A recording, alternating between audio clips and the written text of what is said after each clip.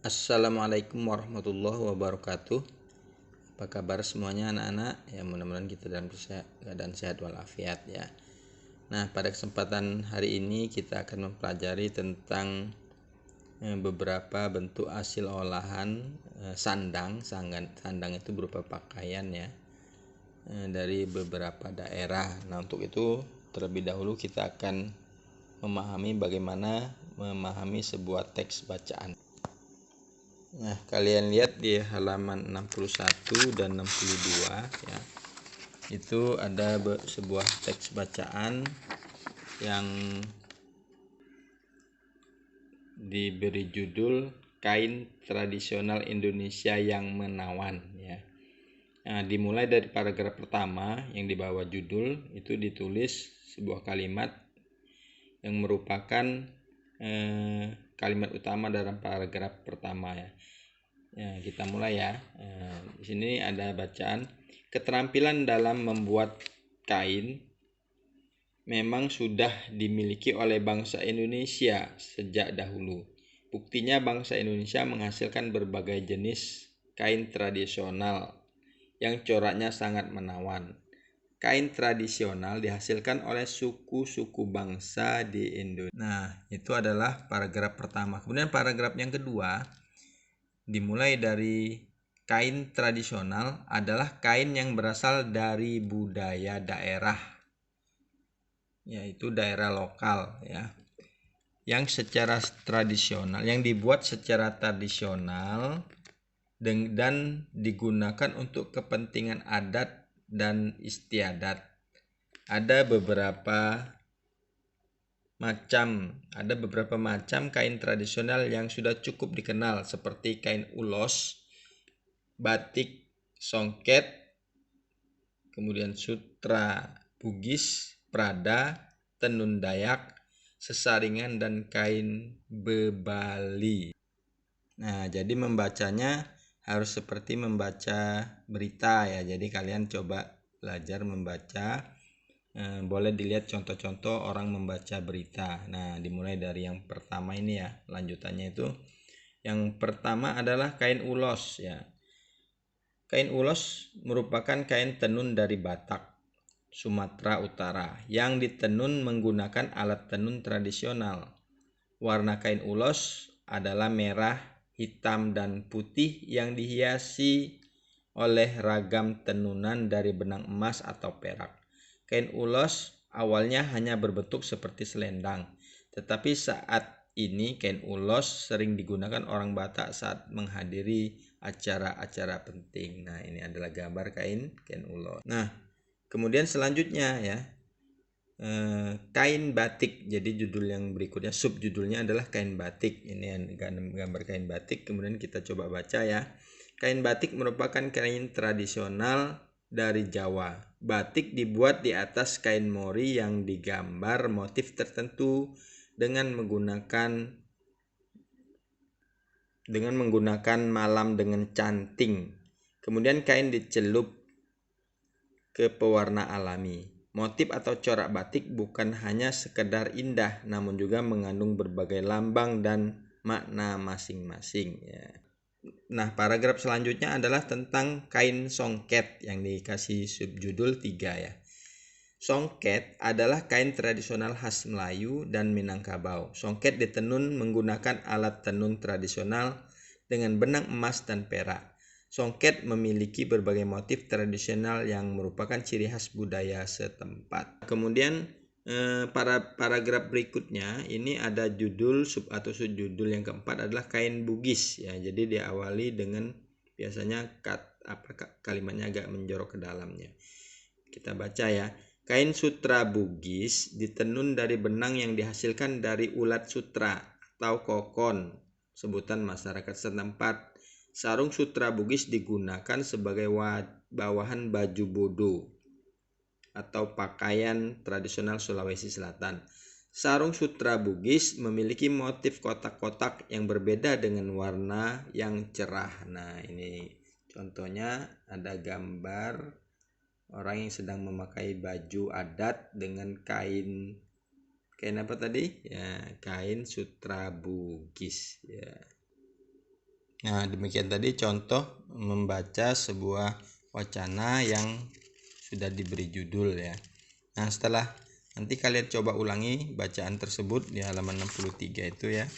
61 dan 62. Kemudian nanti kalian silakan dijawab ya atau diisi kolom yang sudah disediakan. Ada kolom berupa gambar kain-kain tradisional ya. Kemudian cirinya atau karakteristik kainnya seperti apa itu sudah ada di dalam bacaan tadi. Kemudian cara membuatnya tadi juga sudah dijelaskan di dalam bacaan. Nah, kalian coba setelah kalian baca perlahan dengan tanda baca yang tepat. Nah, kalian coba pahami dan silakan isi ya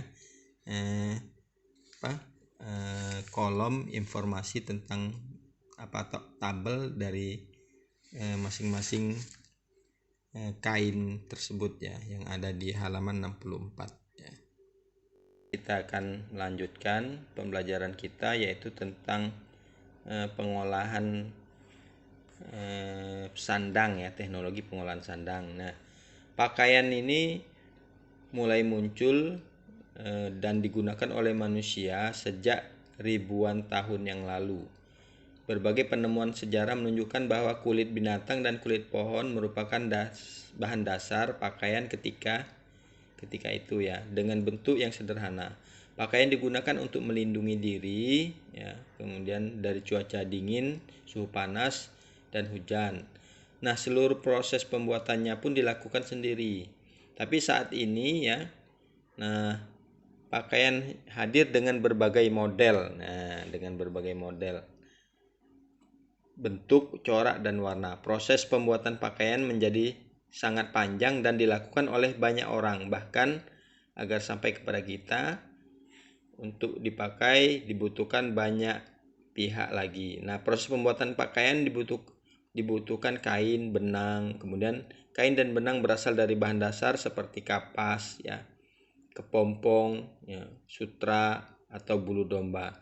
Selanjutnya kapas, kepompong ulat sutra atau bulu domba dibawa ke pabrik pemintalan benang, dan dari pabrik pemintalan benang ditenun menjadi kain di pabrik tekstil. Kemudian kain lalu dijahit menjadi pakaian oleh penjahit. Nah, setelah jadi, pakaian diantar ke toko-toko berdasarkan pesanan pemilik toko. Di toko pakaian itu siap untuk kita beli. Nah, setelah kita beli, kita pun dapat bebas mengenakannya. Jadi prosesnya cukup panjang ya, dari bahan dasar kemudian diolah sampai kepada penjual dan sampai ke tangan kita sehingga kita bisa gunakan pakaian itu ya, yang dengan berbagai macam model itu menggunakan proses yang panjang dan melibatkan banyak pihak. Nah, begitu banyak orang yang berjasa hanya untuk menghasilkan pakaian untuk kita ya. Mereka merupakan orang yang dengan berbagai profesi. Nah, profesi yang membutuhkan keahlian khusus untuk membuat pakaian. Keberagaman profesi ini ya, ini menjadikan proses membuat pakaian menjadi mudah. Coba bayangkan jika salah satu orang dengan profesi tertentu tersebut tidak ada, tentunya tidak akan ada pakaian yang kita pakai. Antara satu profesi ya dengan profesi lainnya ini saling melengkapi. Nah, kemudian semuanya memiliki peran yang penting. Tidak ada yang lebih penting ataupun lebih tinggi kedudukannya. Sikap menganggap diri sendiri yang lebih baik dibandingkan dengan orang lain tentu saja keliru. Kita harus memahami keberagaman profesi sebagai suatu anugerah dari Allah Subhanahu wa taala yang Maha Kuasa ya. Nah, setelah memahami bacaan dan teks yang ada di halaman 75 ya, kalian coba melengkapi pernyataan dengan memilih kata-kata yang tepat pada halaman 75 dan halaman 74 ya, tentang profesi ya. Profesi ini ada penenun, kemudian ada sopir dan pemintal ya. Nah, ini kalian coba pahami dari teks ini, bisa dibaca ulang, kemudian dilengkapi keterangan-keterangan ya yang ada di halaman 74 dan 75 ya. Sampai ketemu kembali. Selamat melaksanakan tugas pembelajarannya. Mudah-mudahan kalian semakin mudah untuk memahami teks bacaan ya, dengan cara terus berlatih membaca ya. Nah, demikian pembelajaran kita hari ini. Mudah-mudahan dengan mempelajari bagaimana proses pembuatan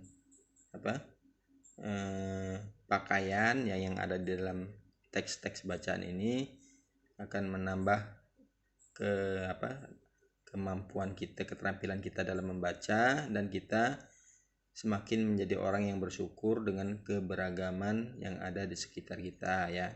Baik keberagaman pakaian, keberagaman profesi, itu semuanya adalah anugerah dari Allah Subhanahu wa taala. Mungkin sampai di sini pertemuan kita. Semoga Allah senantiasa membimbing kita dan kita dijadikan orang yang senantiasa bersyukur kepada Allah Subhanahu wa taala dengan cara beribadah kepadanya dan terus rajin belajar, karena belajar itu adalah juga merupakan ibadah ya. Demikian dari Bapak, mudah-mudahan kita semakin hari semakin bertambah ya, bertambah keimanan kita kepada Allah, bertambah ilmu kita, dan bertambah baik amal kita ya, dalam kehidupan. Sampai di sini dulu. Billahi taufiq wal hidayah. Wassalamualaikum warahmatullahi wabarakatuh.